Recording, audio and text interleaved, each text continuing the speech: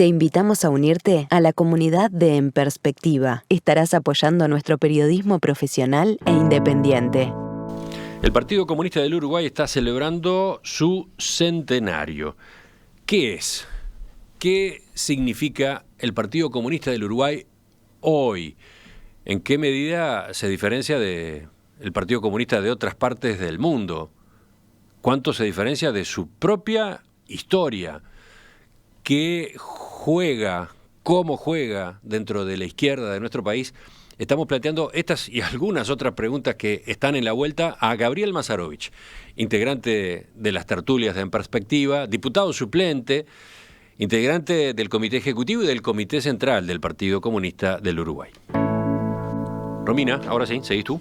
Sí, Gabriel, te quería plantear, hablábamos de lo que pasó ayer en el homenaje en la Cámara de Diputados, pero hay un aspecto en particular. Decíamos, bueno, la posición de Cabildo Abierto también llevó a que muchos legisladores del oficialismo marcaran su distancia y resaltaron el apego democrático del PSU, los valores democráticos del Partido Comunista del Uruguay, pero también hay integrantes del oficialismo que pidieron en la previa separar al comunismo y su totalitarismo no democrático del Partido Comunista del Uruguay, ¿no? En el entendido de que es un partido político que forma parte de la democracia liberal de nuestro país. ¿Ustedes también hacen ese matiz, hacen esa distinción? Mi intervención ayer con una frase de Bertolt Brecht que decía ¿qué tiempos son estos en los que tenemos que defender lo obvio? No. Es obvio que quienes participaron del homenaje discrepan con nuestra ideología y con lo que significa el comunismo como ideología y como planteo de futuro y como práctica estatal en los países donde llegó al gobierno, y discrepan con nuestra historia, con nuestra política, con acá en Uruguay. Eso es así, o sea, es como si pensar que nosotros vamos al directorio del Partido Nacional a hablar en homenaje al Partido Nacional y estamos de acuerdo con los blancos y con el ruralismo como ideología. No, claro que no. Digo, no. Es clarísimo que eso no es así. Yo creo que yo planteamos ahí que está claro, hay un nivel de debate en torno al concepto ideológico de comunismo, qué es el comunismo, qué implicó el comunismo, qué implicó el movimiento comunista internacional y qué implica hoy el movimiento comunista internacional, y cuál es la práctica de la conducta política histórica del Partido Comunista del Uruguay y de distintos partidos comunistas del mundo, digo, y de América Latina, creo yo, ¿no? Para empezar, yo no estoy de acuerdo en que el comunismo sea una ideología totalitaria. Yo sé, me van a tirar la última resolución de la Unión Europea, del Parlamento Europeo, sí, bárbaro. Sí, el día que a mí me dirija el nazismo con el pensar el comunismo. Parlamento Europeo, me hago monje de trapense, ¿no? O sea, es así, ¿no? Y lo discutimos, no tengo ningún problema. Muchos de los partidos que votaron eso fueron colaboradores de los nazis, ¿no? O apoyaron la dictadura franquista. ¿Y por qué no? ¿Por qué antes de que sigas no escuchamos a Pablo Carrasco haciendo alusión a este tipo de connotaciones? A ver. Comparte el nombre, comparte la bandera y comparte el catecismo de un partido y una ideología que a diferencia de Fernando, yo sí creo que en la lectura de las bases está clarísima el destino totalitario de la dictadura del proletariado y todo lo demás, pero es un partido que podrán haber matado en otros lados, pero hablamos de 100 millones de muertos, hablamos de un partido que donde va, este partido uruguayo comunista habla de su republicanismo, pero donde lo vemos aterrizar al comunismo hay un partido solo, digamos. Esos son los hechos, digamos, no hay libertad de prensa. Es el partido de Pol Pot, de Stalin, de Lenin, de Ceausescu, y actualmente de Maduro y de Fidel. Es decir, que todo no es 1917. Así hablaba tu compañerito de tertulia ayer mismo. Mi amigo Pablo. Cuando él decía eso, que le costaba distinguir, ¿no? Una cosa de la otra, hacer esa salvedad. A ver, ¿qué estás diciendo que no te escuchó? Miremos, a ver. El comunismo surge como una respuesta de los sectores ideológica de los sectores oprimidos por el desarrollo del capitalismo. Y de antes. ¿No? Y no tiene nada de totalitario plantearse como objetivo una sociedad un estadio de desarrollo de la humanidad superior donde se elimine la explotación. Hasta ahora todas las sociedades humanas han vivido de la explotación de una minoría sobre la inmensa mayoría. El capitalismo también.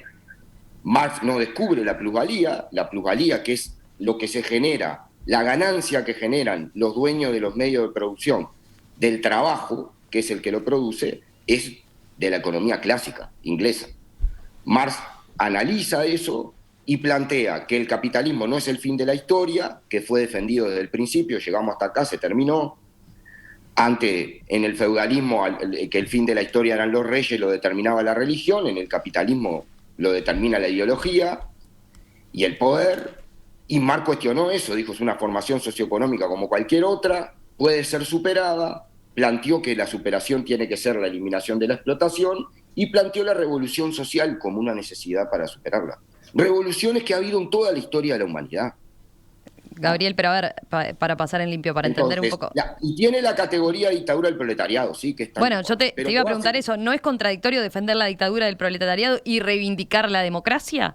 ¿O eso ya hoy no son valores e ideales que guían a los comunistas? Pero Romina, a ver, quizás sea una formulación compleja que haya que revisar, y más en países que sufrimos dictadura que no tuvieron nada que ver con el proletariado, ¿no?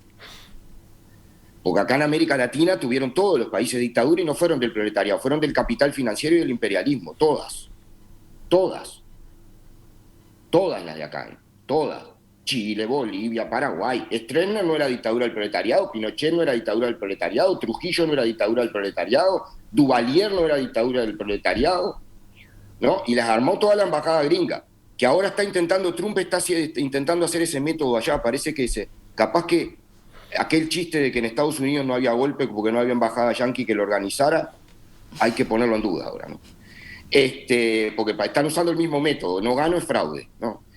Entonces, me parece que esa es una primera cuestión para acá. Y hubo dictaduras de todo tipo y color. Después las cifras, porque vos después vas a ver los 100 millones de muertos y hay 22 millones que fueron por hambruna, ¿no?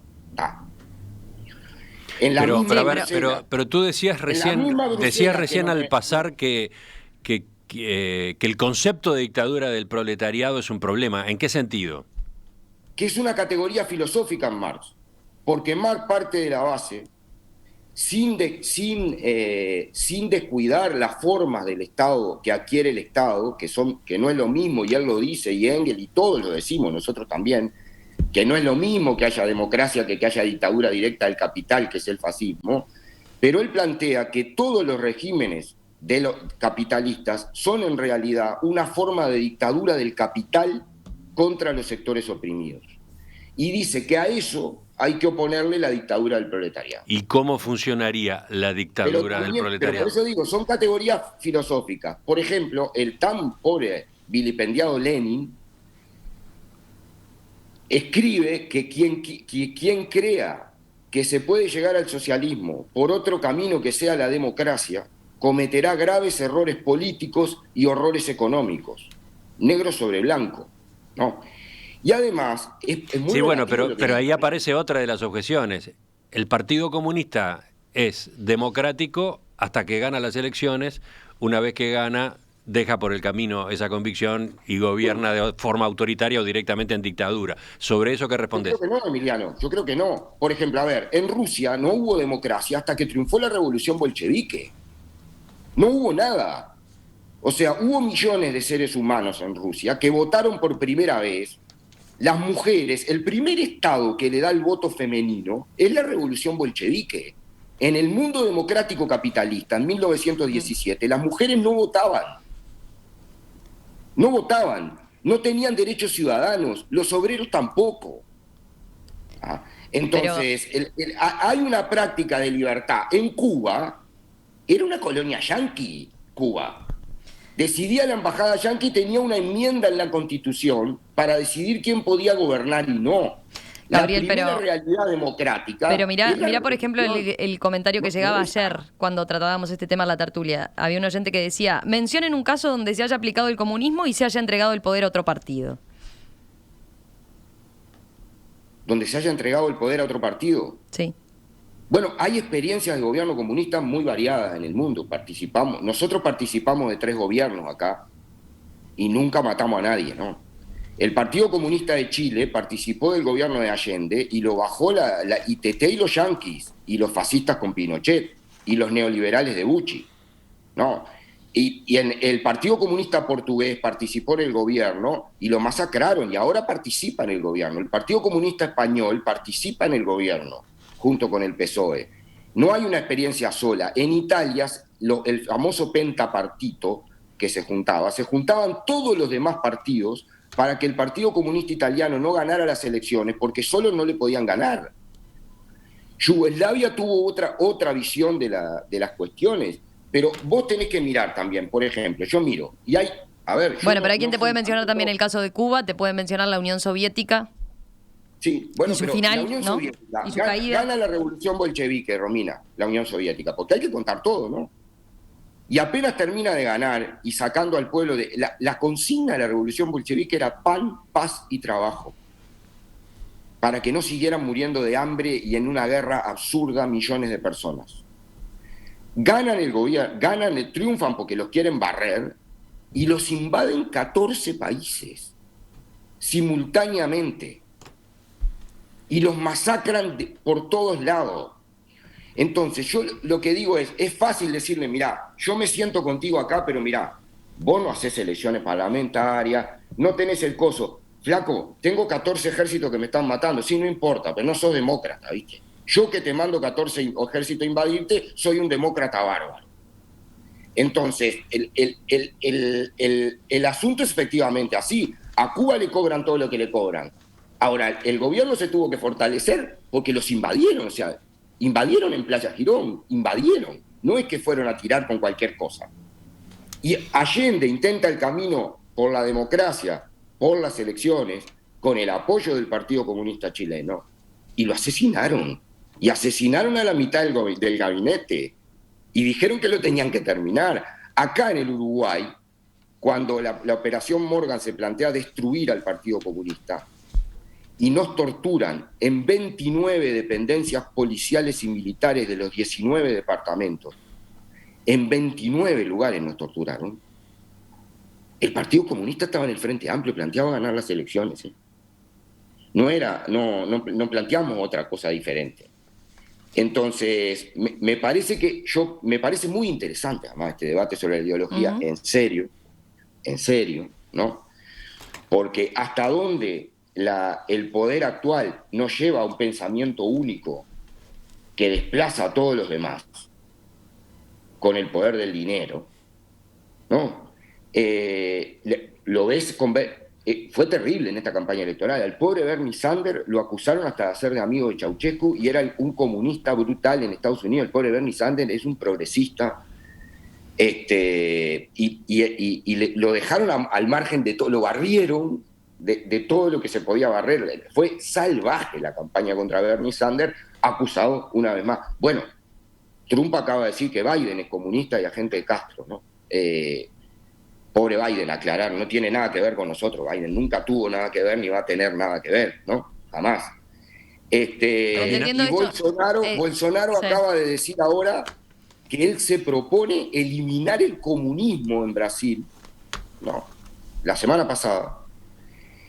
Y lo piensa eliminar porque cree que todos los demás, todos los que levanten una bandera, un sindicato o algunas cosas, aprovecho este programa, ¿sabes para qué, Romina y Emiliano? Para pedirle disculpas a todas las compañeras y compañeros que se han comido un palo de la policía en una manifestación, o se han comido un despido, o se han comido un cuestionamiento en una asamblea o en un lugar acusándolos falsamente de ser comunistas y tener que llevar la mochila que es nuestra, no es de ellos.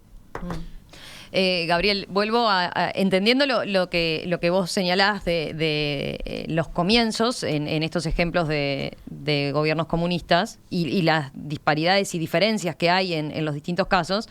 Vuelvo al mensaje del oyente porque hace alusión a la situación concretamente en Cuba y a la situación de la Unión Soviética como tal, ¿no? Con el mensaje que yo te decía, bueno, menciónenme después de que se haya aplicado un gobierno comunista que hayan entregado el poder, ¿no? Sobre esos casos en particular, ¿qué respondés? Bueno, me encantaría que me nombre un país capitalista donde por elecciones los capitalistas hayan entregado el poder. No hay. Te dejan llegar al gobierno y te degüellan, ¿no? que es uno de los problemas que hay. Nadie entrega el poder en el mundo, ninguna ideología, nadie.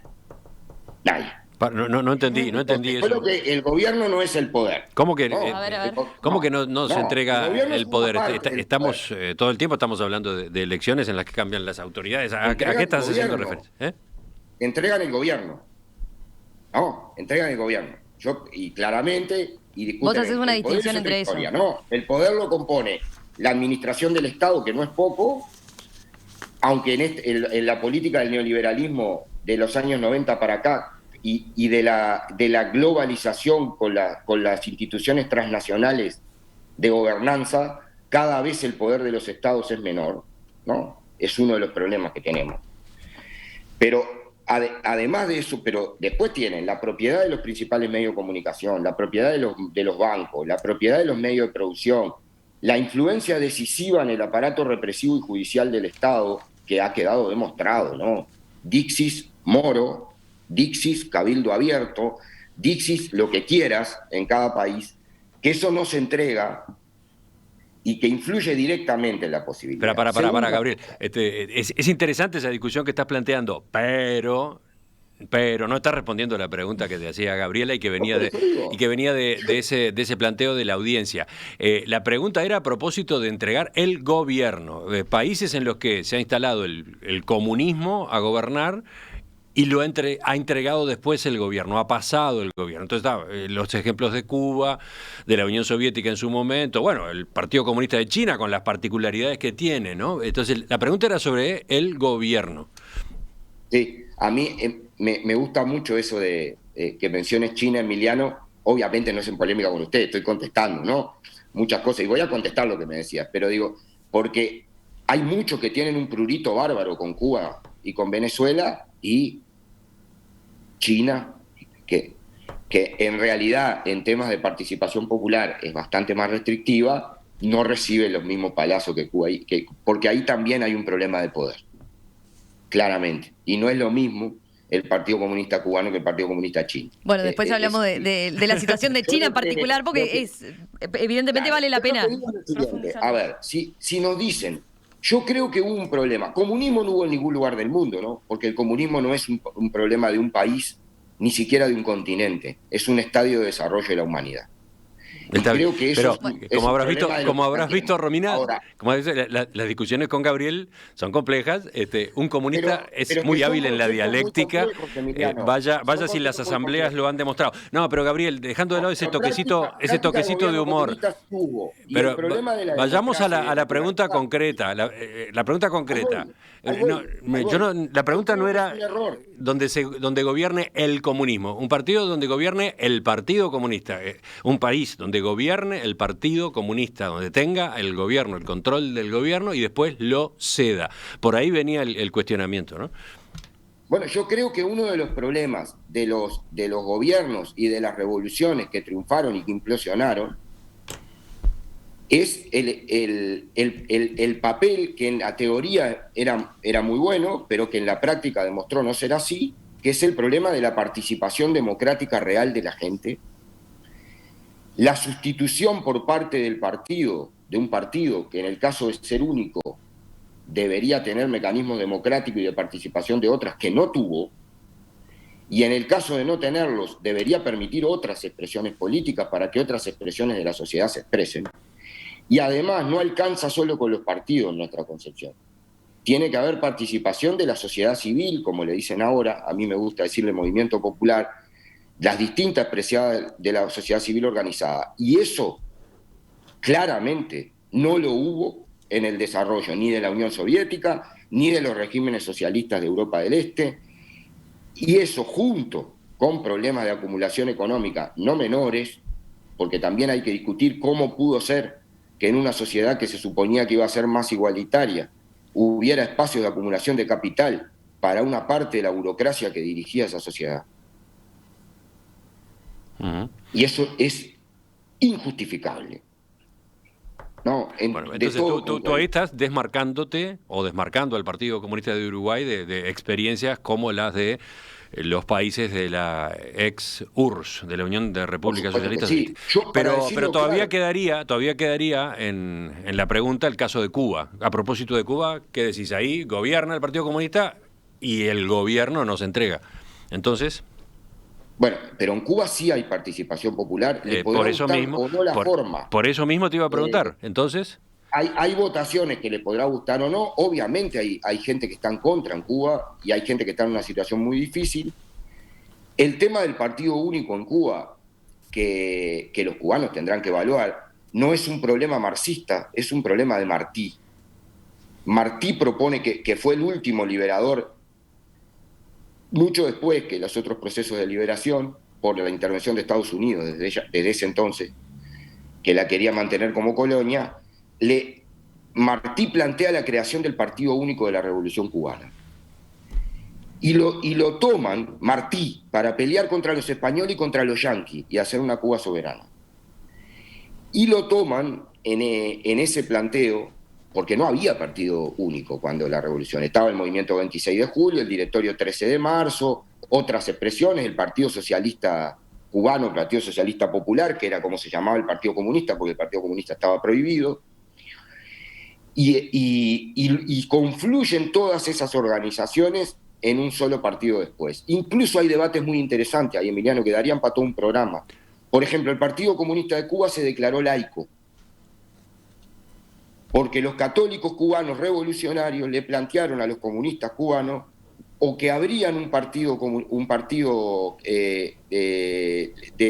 para revolucionarios que tuvieran fe, que no compartían el materialismo dialéctico, o si el Partido Comunista de Cuba era el partido de todos los revolucionarios cubanos, dejaba de ser ateo oficialmente para dejarlos militar. Y el Partido Comunista Cubano hizo un congreso para declararse laico y que la fe no fuera un límite para poder militar. Entonces, hay experiencias muy diferentes.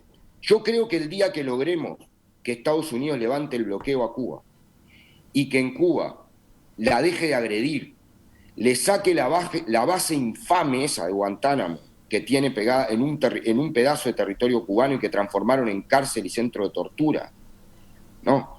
Y que Obama se comprometió a cerrar y no solo no cerró, sino que agrandó, ¿no? El día que logremos que esa agresión, y que lo tenemos que ayudar a todos, sería sinceramente muy interesante que los cubanos encontraran caminos más plurales de expresión política. tenemos una cantidad Ahora, de preguntas más. Hacemos una pausa por acá, Gabriel, y vamos a la última parte de la entrevista. Una cantidad de mensajes apabullante tenemos de nuestros oyentes.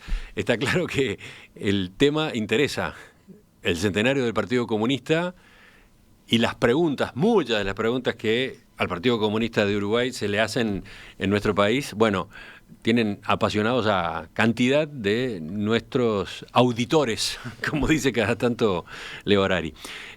Mirá, elijo este mensaje, por ejemplo, el de Ali, que dice: con su dialéctica y su facha, Gabriel es un genio. Ahí tenés un tipo de reacción.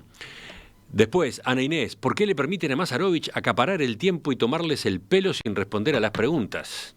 Bueno, vamos a avanzar un poco más.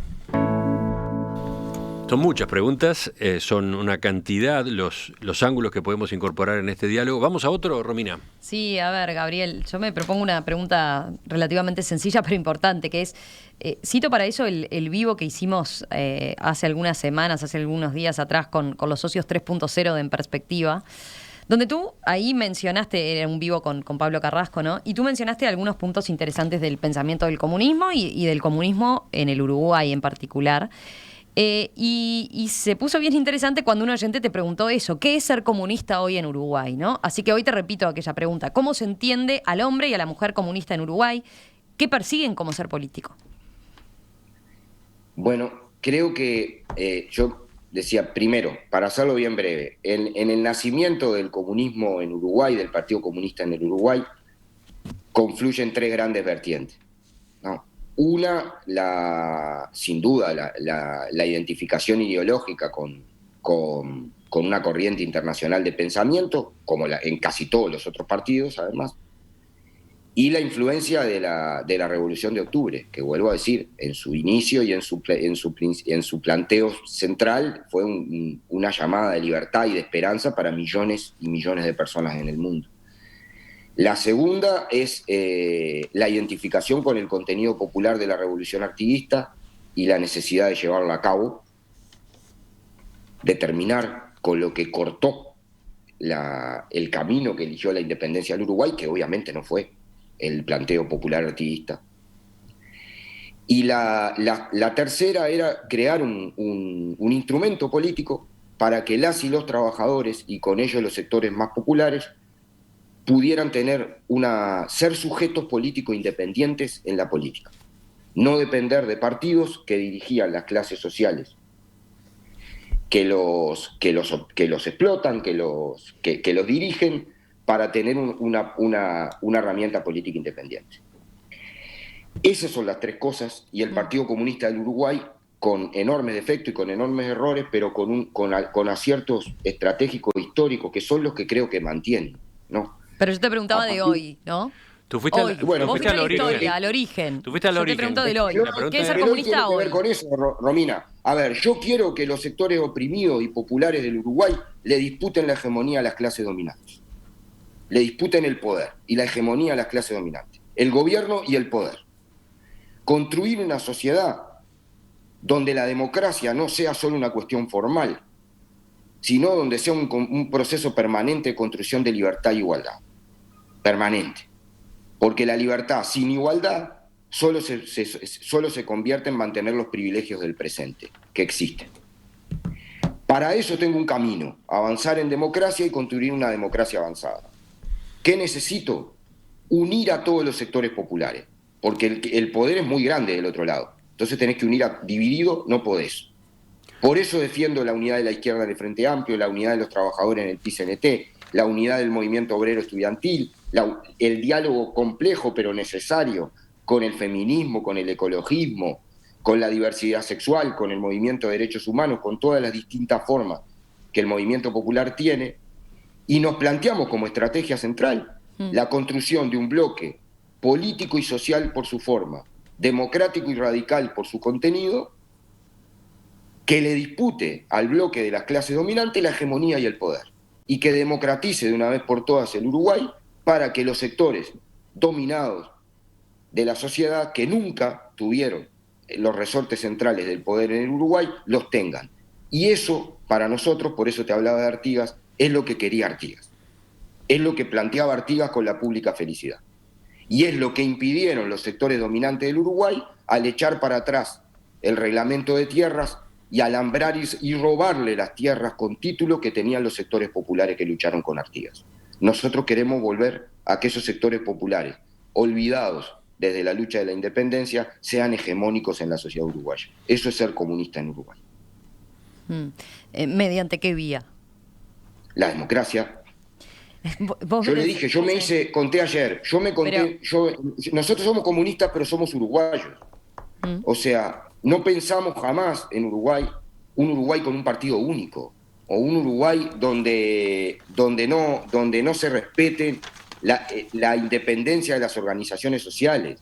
Defendimos la independencia de las organizaciones sociales en los gobiernos del Frente Amplio, defendimos el derecho del PICNT a parar, a pelear, a no supeditarse. Vos en a esa charla dirección decías del la otra vez partido. que incluso en el movimiento comunista internacional a ustedes, los comunistas del Uruguay, los consideran raros, los consideran reformistas por proponer consolidar la democracia. No, sí. Hubo polémicas, y hay polémicas con compañeros muy valiosos. Nosotros somos comunistas y uruguayos. Decir eso es decir muchas cosas. O sea, cuando decimos nosotros que estamos incorporados con el artiguismo, la experiencia, a ver, este Partido Comunista, Romina, mirá, en sus 100 años, militó en la clandestinidad, se organizó en la cárcel, en el exilio, militó en democracia, hace más de 50 años que está en el Parlamento, mucho más. Fue minoría y mayoría en el Parlamento. Integró gobiernos municipales, gobiernos departamentales y gobiernos nacionales. ¿Cuántos partidos comunistas pueden decir eso? No muchos. ¿Cuántos partidos uruguayos pueden decir eso? No muchos. Tenemos toda esa experiencia acumulada en la cuestión. Y el camino nuestro, pero además está dicho. O sea, cuando yo te propongo que mi rumbo al socialismo es avanzar en democracia y construir una democracia avanzada, que es planteado desde la década del 70 y con fuerzas desde el 83, no es un invento de ahora, de los comunistas uruguayos, está escrito en todos nuestros congresos. A ver, la 1001 se llama democracia avanzada, ¿no? Y además hay una conducta política que lo prueba, porque uno tiene que medir, porque defender en abstracto ideologías es facilísimo. Yo escribo libros, el problema es qué conducta tenés tú. Bueno, pero a ese punto, a ver, hay quien... Ayer decía Gerardo Núñez, los que nos piden antecedentes democráticos a nosotros. Sí. Acá en Uruguay apoyaron el golpe. No solo apoyaron el golpe, fueron funcionarios de la dictadura. Está Y bien, pero algunos ahí, de ellos nos Gabriel, se torturaron. vuelve a la autocrítica y a lo que hablábamos antes. A ver, también hay quienes dicen, bueno, ¿cómo es posible sostener que respaldan una democracia como la uruguaya, que tiene elecciones libres cada cierto periodo de tiempo, y vos hacías hincapié en eso, y no cuestionar cuando esto no ocurre en otros países o cuando se persigue políticamente a grupos que no comulgan con el comunismo, ¿no? Bueno, Sin entrar en acabo lo que de decir- nos decías antes de los antecedentes en Lo acabo de cómo, decir cómo todo. llegó el Ahora, Partido lo que digo Comunista en también, Cuba. ¿no? Fidel Castro, por ejemplo, decía, en una fortaleza sitiada cualquier disidencia es traición. No. Y lo acusaban de qué horrible eso que dijo Lenin, lo dijo Marx. Y no lo dijo ni Lenin ni Marx. Fidel citaba en eso su educación jesuita, porque eso lo dijo San Ignacio de Loyola, el principal dirigente de los jesuitas. No. Entonces, digo que uno no puede mirar, volvemos al exterior, pero a ver, yo le respeto mucho a los oyentes todo. Si me quieren hacer hablar contra Cuba, no van a poder.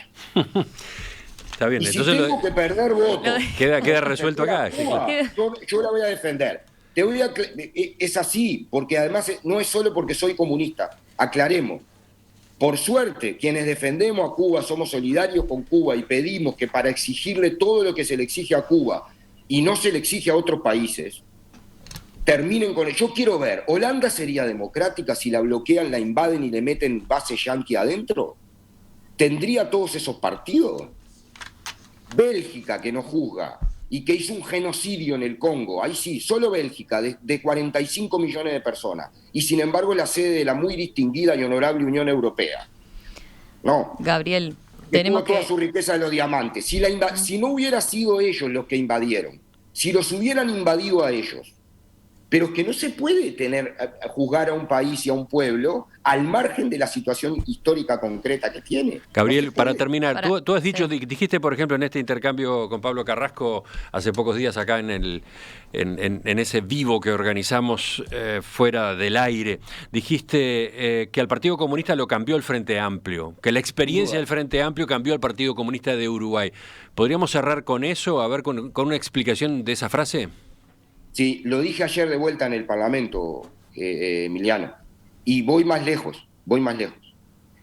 La experiencia, haber pasado 50 años de nuestra vida militando más, pero 50 años en el Frente Amplio y en los sindicatos, con otros compañeros, con otra gente, por supuesto que nos cambió. A veces nos cuesta decirlo, y a veces nos da miedo reconocer que nos cambió, pero nos cambió. Y también los cambió a ellos, y para bien. Nos acostumbramos al debate plural, a incorporar ideas de otros compañeros, a entender que tenemos que convencer para que vayan con nosotros, a entender otras maneras de mirar el mundo y la sociedad, a incorporarlas como nuestras. No somos los mismos por militar unitariamente con más, pero voy más allá, Emiliano, te digo más. También nos cambió la lucha contra la dictadura en la valoración de la democracia. Y yo sé que esto que estoy diciendo capaz que es polémico para compañeras y compañeros míos. Y si me escuchan, que no lo sientan como una agresión. No estoy diciendo que dejamos de ser revolucionarios, que no dejamos de serlo. Pero es cierto. Tú estás que tenemos aludiendo, una tú estás valoración aludiendo mucho más grande de la a democracia posturas que lo que teníamos antes. Tú estás aludiendo a posturas que había antes del golpe en la izquierda, ¿no? Acá en Uruguay, cuando se hablaba Sí, de o las sea, libertades formales, la democracia burguesa, etcétera. Yo me hice comunista, lo conté, en 1980, para pelear por el no contra la dictadura. Y yo no concibo mi identidad política, mi identidad de revolucionario, al margen de la defensa de la democracia. No la concibo. es una parte central de lo que de mi ser político, de mi ser social y también de mi propuesta de futuro, también. Y creo que, y no solo mía, lo dijimos ayer en el Parlamento, y creo que es muy importante entender que por eso digo que los comunistas uruguayos, que me parece que, y no es contra los demás, a ver, porque los compañeros comunistas paraguayos no es que no militan unitariamente porque no quieren, es porque no los deja. El secretario general del Partido Comunista de Paraguay, Maidana, estuvo 36 años en un pozo, preso. Entonces, es que hay una represión terrible sobre los comunistas en América Latina en particular. No pasa mes sin que nos maten un compañero.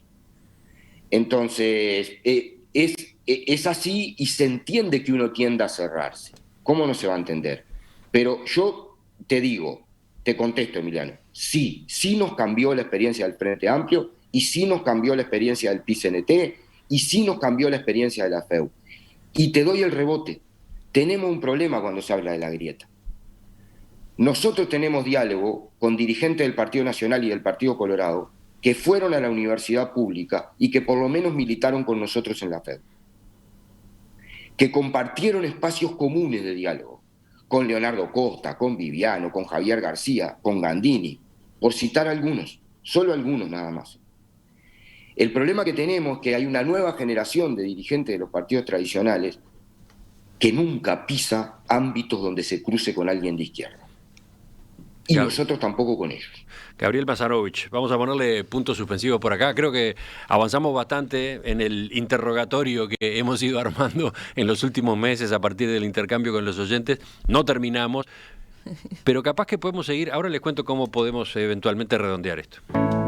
Gabriel, gracias por tu participación esta mañana entonces en la entrevista central, que, como quedó dicho, no agotó el temario posible a propósito de qué es el Partido Comunista de Uruguay cuando llega a sus 100 años, cómo lo viven, cómo lo sienten quienes lo encabezan, quienes lo dirigen.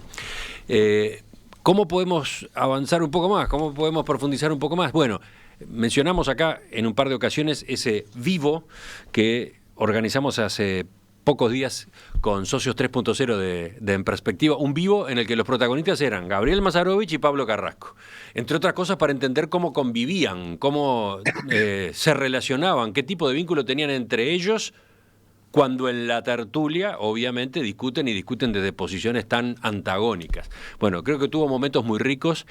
Vamos a publicar en estos días, no sé si hoy o mañana, vamos a publicar una síntesis de ese intercambio. Así que ahí ustedes van a contar con más elementos. Pero como también aquel vivo quedó corto, está la idea de armar algo más largo y más cómodo entre Gabriel y Pablo, que creo que va a permitir justamente que estas discusiones tengan, ¿cómo decirlo?, otra densidad, ¿no? Que tengan otro espesor. Lo dejamos ahí picando entonces, Gabriel, para en otro momento, ¿te parece? Encantado, debatir ideas siempre es bueno. Bueno, siempre. Hasta la próxima. Muchas gracias por el espacio, Emiliano y Romina, de verdad, porque no es común tener la posibilidad de un diálogo directo con los oyentes y con ustedes sobre aspectos centrales que hacen a las ideas de uno. Así que muchas gracias por el espacio. Volvemos a encontrarte en una tertulia dentro de unos días, ¿de acuerdo? Han llovido mensajes, Emiliano, acalambrante, a favor, en contra, como de costumbre, pero ha sido muy movidito el celular en este debate. Un abrazo, Gabriel. Ya volvemos, vamos en busca de la tertulia de hoy, que es Mesa de Análisis Internacional, que viene retrasada, pero deliberadamente retrasada, porque estamos tratando de ubicarnos en Estados Unidos con la información más fresca que haya del recuento de los votos.